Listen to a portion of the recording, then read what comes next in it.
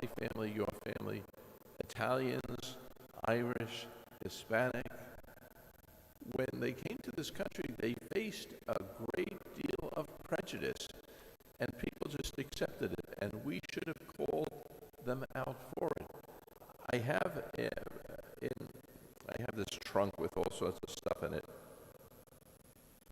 A sign from a great aunt of mine who lived in Boston, and it said, "Irish need not apply." No matter what your qualifications for, if you are Irish, they didn't want you.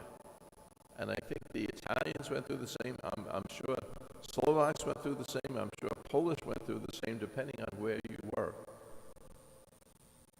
And it gets to the point where you have to ask yourselves, when is something a moral issue and when is it a political issue? And the Pope, when he went to another country, apologized for the church's lack of moral strength when it came to slavery.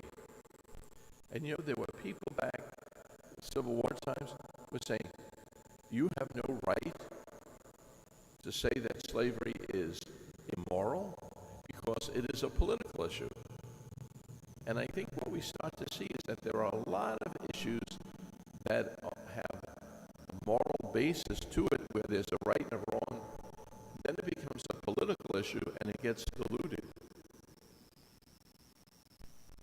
So I think we just have to be aware, and I hope some of you have more courage than I've had in the past when they make a statement about the Pope and politics.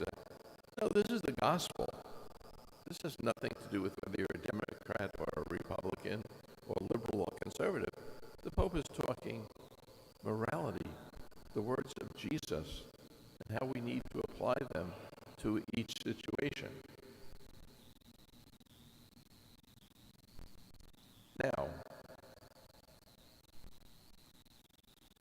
I just want to reflect with you for 2 minutes, less than 2 minutes, on what's going on with Delaney Hall in Newark and ICE and all these people.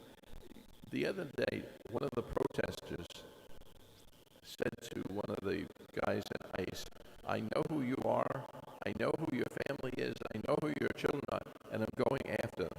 That guy should be put in jail forever.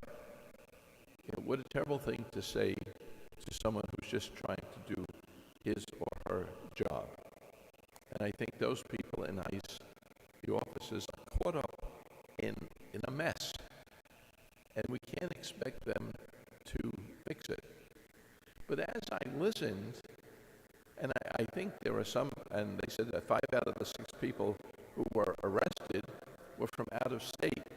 So I don't know if they're, like somebody hires them and comes in and says, make a whole lot of noise, or they feel so strongly about ICE that they come. I don't know what the thing is, but 5 out of 6 were not from Jersey, so I think that's worth taking note of.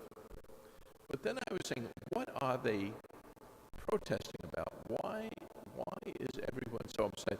And for many of them, they have a relative in this, they call it a detention center, and they feel that they should not be there, or if they are there, they're not being treated correctly. They're saying there are poor conditions. Cells that were built for 2 people are now holding 12.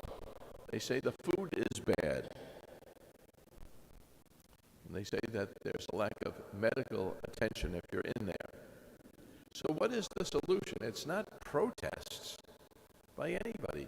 It's not ICE en masse. It's coming up with a group of people who can go into these detention centers or prisons or jails, whatever they call it, and inspect. And say, well, if this cell was only made for 2 people, you can't have 12. And if this food is really crummy, and they were complaining about worms, and I don't know if that's true or not, but send somebody in there from the health department and look at the food. And if there isn't a doctor there that can give medical attention, then get a doctor in there. And I wonder what is going on that, I'm not brilliant at all, but that seems like a reasonable solution, at least to checking to see if things are correct or if they aren't correct. And I'm wondering, with all the people we have in government, well, they just can't figure that out. So this is a separate topic from the other. But I think no matter who we are or what we believe in terms of right or wrong, people are entitled to dignity, and they're entitled to self-respect. And if you happen to be in